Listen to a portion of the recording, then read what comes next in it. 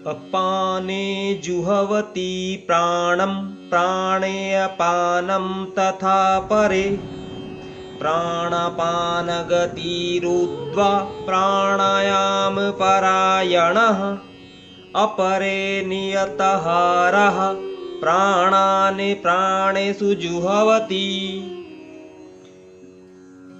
इस श्लोक के माध्यम से भगवान श्री कृष्ण अर्जुन को कहते हैं कि हे अर्जुन, अन्य लोग भी हैं जो समाधि में रहने के लिए श्वास को रोके रहते हैं।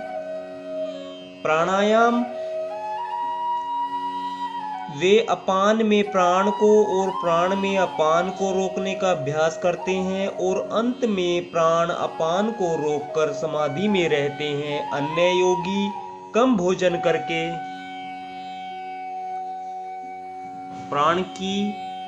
प्राण में ही आहुति देते हैं। तात्पर्य जानेंगे।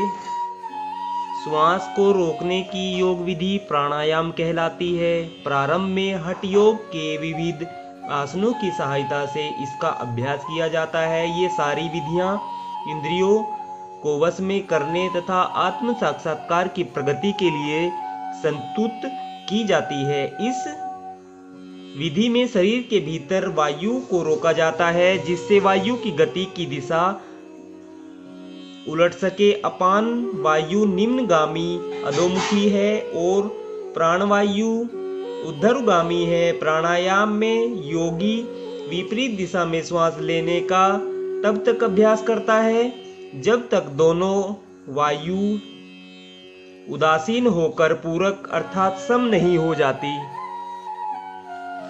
जब अपान वायु को प्राण वायु में अर्पित कर दिया जाता है तो इसे रेचक कहते हैं। जब प्राण तथा अपान वायुओं को पूर्णतया रोक दिया जाता है तो इसे कुंभक योग कहते हैं। कुंभक योगाभ्यास द्वारा मनुष्य आत्म सिद्धि के लिए जीवन अवधि बढ़ा सकता है। बुद्धिमान योगी एक ही जीवन काल में सिद्धि प्राप्त करने का इच्छुक रहता है, वह दूसरे जीवन की प्रतीक्षा नहीं करता। कुंभक योग के अभ्यास से योगी जीवन अवधि को अनेक वर्षों के लिए बढ़ा सकता है, किंतु भगवान की दिव्य प्रेमा भक्ति में स्थित रहने के कारण कृष्ण भावना भावित मनुष्य स्वतः इंद्रियों का नियंता जितेंद्रिय बन जाता है।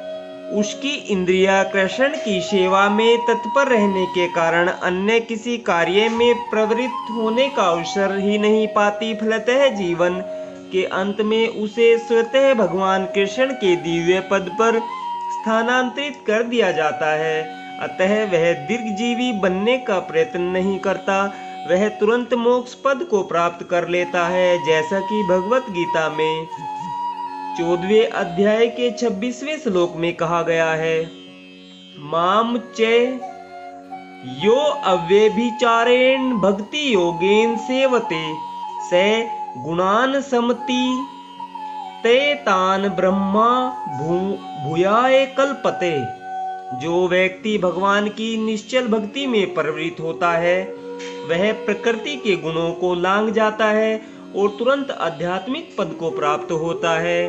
कृष्ण भावना भावित व्यक्ति दिव्य अवस्था से प्रारंभ करता है और निरंतर उसी चेतना में रहता है, अतः उसका पतन नहीं होता और अंततः वह भगवत धाम को जाता है। कृष्ण प्रसादम को ही खाते रहने से स्वतः कम खाने की आदत पड़ जाती है।